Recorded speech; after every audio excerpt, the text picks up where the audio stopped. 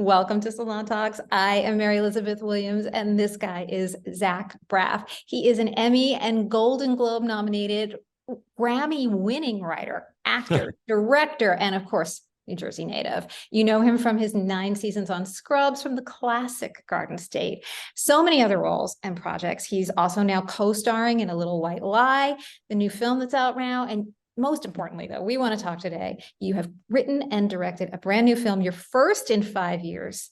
It's called A Good Person, starring Florence Pugh and Morgan Freeman. Hi, how are you today? Hi, thanks so much for having me on. Oh, thanks for talking to me. This film, oh my gosh, it just made me feel so many things because it resonates. I think it's going to resonate with a lot of people. And I know it's a personal film for you, even though the plot of it is not taken from your life.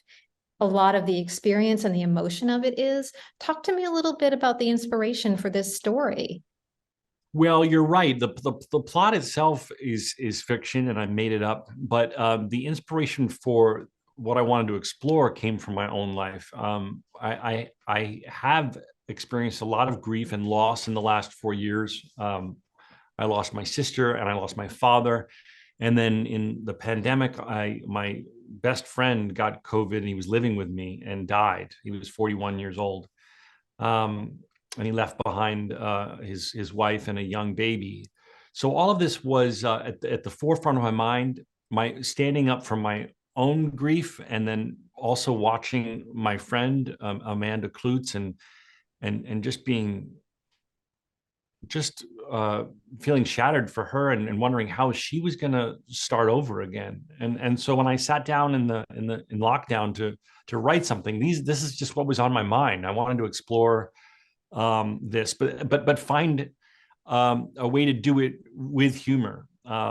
So it wasn't too maudlin. So that's kind of what I set out to do. And I also wanted to write for Florence because I think she's just one of the finest actors there is. And so that was really the genesis of it. Yeah, and the dynamic that she and Morgan Freeman have together is just electric. It really, really is. I want to ask you about that because even though you had worked with Morgan Freeman before, you said Yeah. you didn't think you would be able to get him. Yeah. How did that come about? Well, Morgan, I directed him on a big studio heist comedy called Going in Style. So Morgan's incredible. It goes without saying, but he doesn't traditionally do zero budget or low budget indies. And when I was asking him to do it, the movie wasn't even financed yet. So he also doesn't usually sign up to do movies that don't even have financing yet. But we did have a relationship, and we do have a friendship.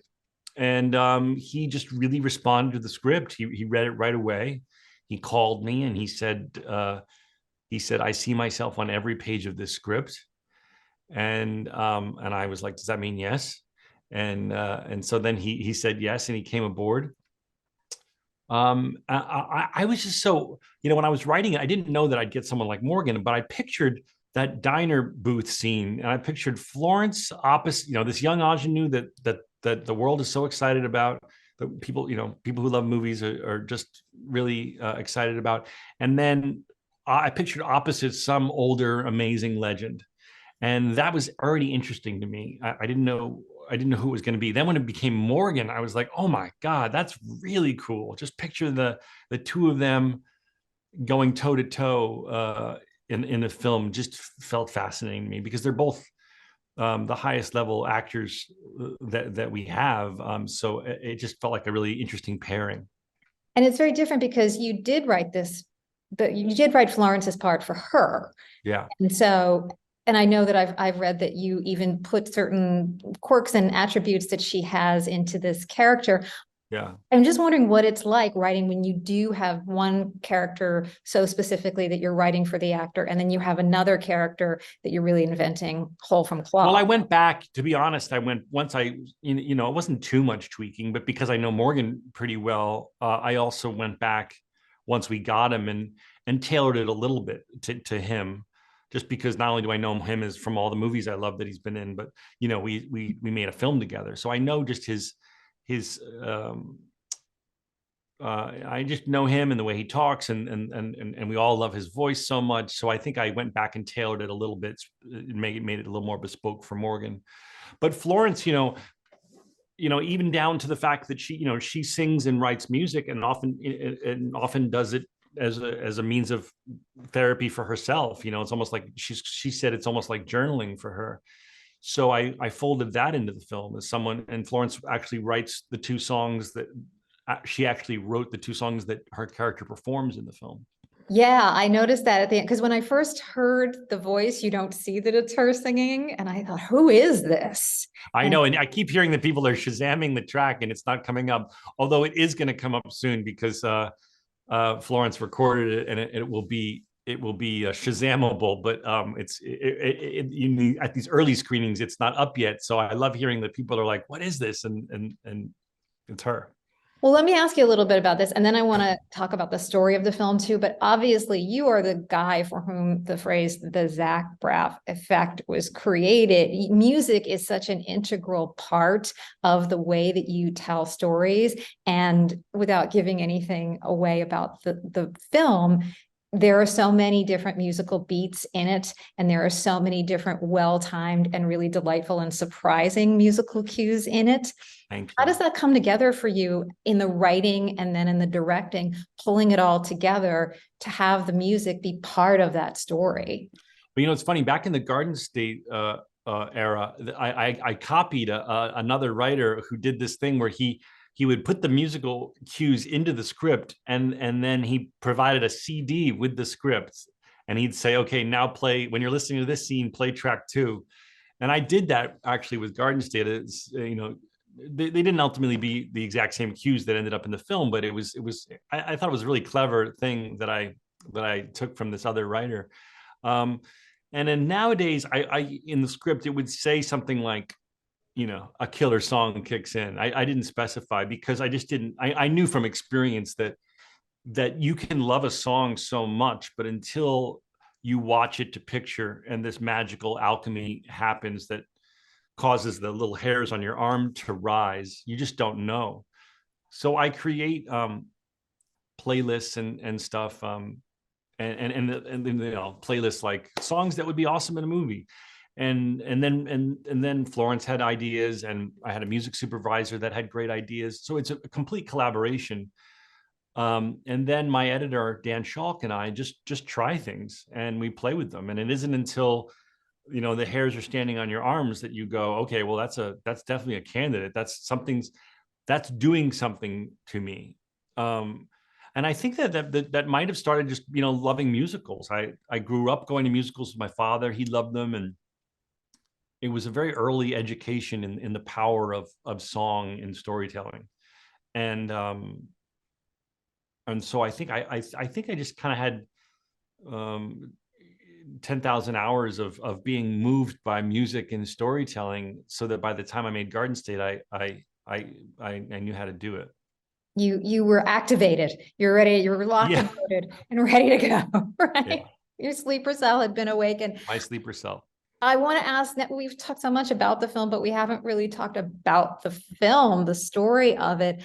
The title is A Good Person, which from the opening moments, is a loaded term. People use that phrase in the movie. What does it mean for these characters? And what does it mean for this story? Well, I don't want to answer that directly because I think that's up for interpretation, and I don't want to put I'm just one person with a take on it, and I don't want to have everyone take my take on it. But I'll just say that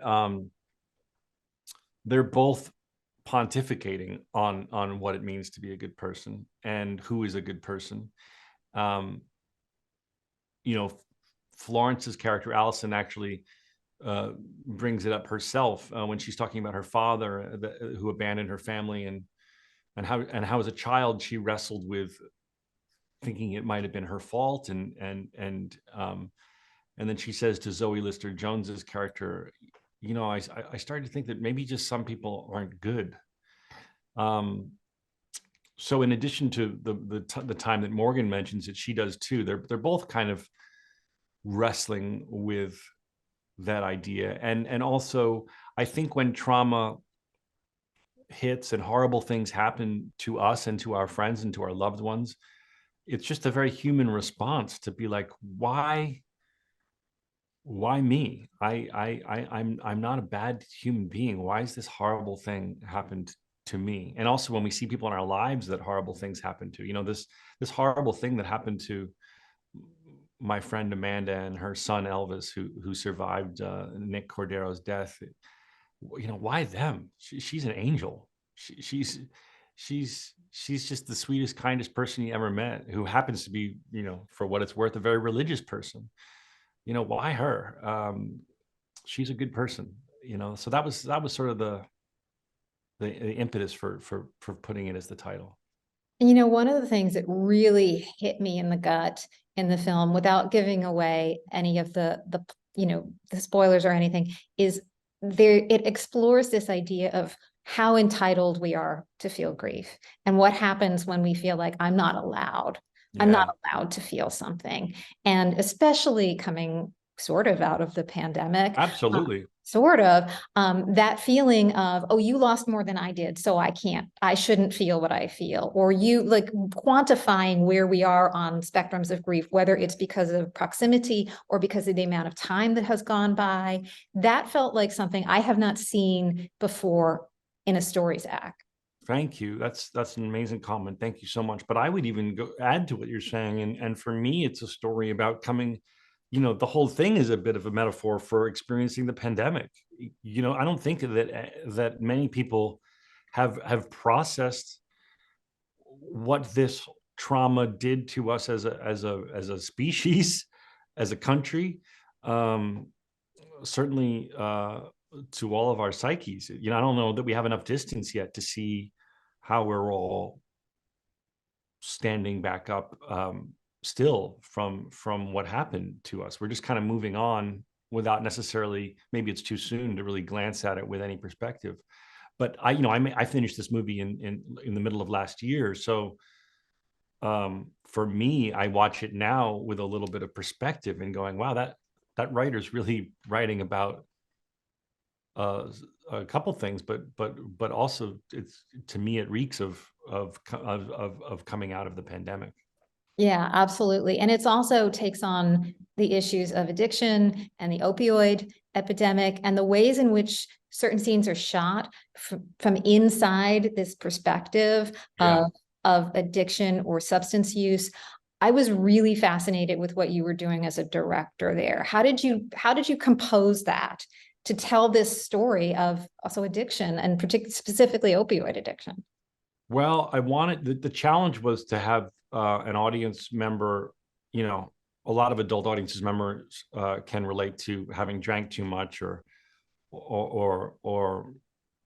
maybe smoking too much pot or whatever anyone's personal experience is. But not everyone, sadly, more and more, but not everyone has the experience of being an opioid addict. So the challenge was to put the viewer into that mind space. What is it? How could I visually and with sound and with obviously Florence's incredible acting show, and of course the editing choices show what it would feel like. And both Florence and I consulted with a woman who had survived a horrible addiction to opioids and talked to lots of people. And so that's what we did, with the cinematography in those moments and with the editing and Florence's amazing performance, was try to just give the audience a real, kinesthetic experience of what it's like. Yeah, it's really beautiful. And I think, you touched upon this earlier in our conversation, that this film also has a great deal of humor in it. And it Yeah. has comedic actors in it. You've got Molly Shannon, who's incredible. You have Zoe Lister-Jones. There is real comedy in this movie as well. And I want to ask you about how you walk that line. And certainly, when anybody who's familiar with Scrubs was a show that also did that so beautifully. I wonder if that was part of your education in finding that tension between the sorrow and the high comedy. Yeah, I mean, certainly. Although obviously on the other side of the spectrum, Scrubs was a comedy with drama. I would say this was more of a drama with comedy. Um, but I was always I'm blown away. I would read those scripts sometimes in Scrubs where Bill Lawrence and his genius team of writers, they'd go from some insanely surreal broad comedy fantasy to the next page we're talking earnestly with someone about their death. And I would always think that's such a hairpin turn. That is not going to work. And he would make it work. He's the grand master of that. And if you look at Lasso and Shrinking, I mean, he continues to be so skilled at that. So Bill is definitely a mentor to me, and I learned so much from him. But it's also just our same taste. It's what we both love. You know, I don't. I, I'm way more drawn. You know, it's like James Brooks movies. I'm so drawn to a drama that will also have some humor. Um, you know, Garden State was about very serious things, but it's also hopefully quite funny. Um, so I don't know. I guess it's just, you know, in the spirit of making what you want to see. I just make what I'm drawn to. I want to ask you one more thing, if I can.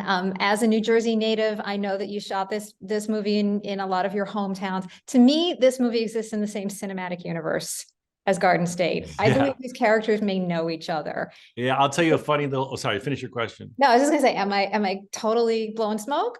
No, you aren't. In fact, I did a funny tiny Easter egg that no one's going to get except for people I tell probably. But there's a moment where, you know, when Florence pulls the little CB microphone off of the train table, and it's clearly Morgan's character has clearly used Velcro to attach it.